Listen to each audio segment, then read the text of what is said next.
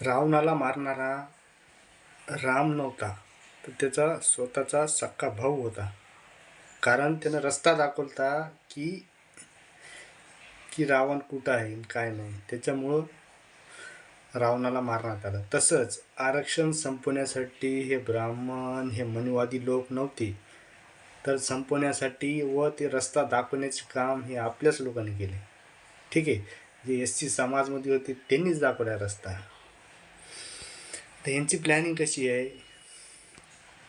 SC आरक्षण 13% आणि 59 जाती आहेत, त्याचं काय करायचं? उपवर्गीकरण ABCD प्रत्येकाला 3.25. ठीक आहे, म्हणजे Aला 3.25, Bला, Cला, Dला असं डिवायडेशन करायचं. म्हणजे काय आहे, हा विषय आरक्षण किंवा आरक्षणासाठी नव्हताच. हा विषय होता फक्त जे SC समाज आहे, 59 जाती होत्या, त्या काय होणार होत्या? एक होणार होत्या. त्या एक जातीला एक येऊ नये म्हणून हे तोडायचं काम केले. त्याला म्हणतात डिवायडेशन पॉलिसी, तोडो राज करो. ठीक आहे, हे असं झालेलं आहे. म्हणून यांनी हे तोडण्यासाठी एवढा पैसा लावला, एवढ्या मिटिंगा घेतल्या, सगळं केलं या फडणवीस सरकारने. मग त्यांनी हा निर्णय पारित केलेला आहे.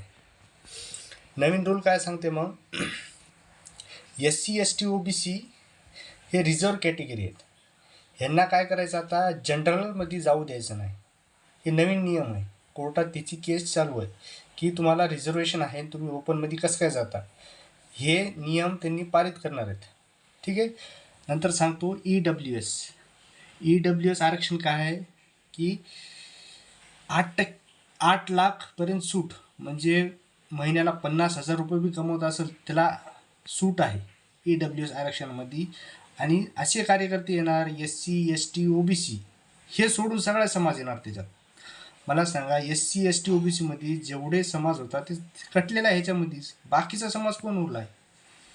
हां, ते EWS मध्ये. नंतर 5 एकरपर्यंत शेत चालतंय, ह्याच्यामध्ये फक्त मराठा आणि ब्राह्मणच उरलेले आहेत, झाले तेच येणार. मग आता मराठा बी OBC मध्ये चालला आहे. हैदराबाद गॅजेटनुसार धनगर असेल, बंजारा असेल, ते बी SC ST OBC मध्ये चालले. फक्त राहिले कोण? 10% ब्राह्मण, म्हणजे स्पेशल आरक्षण 10% ब्राह्मणाला. आणि आपल्याला SCला किती भेटाले? 3.25. एका जातीमध्ये, म्हणजे एका ग्रुपमध्ये 15 जाती. हे असं आहे आरक्षण.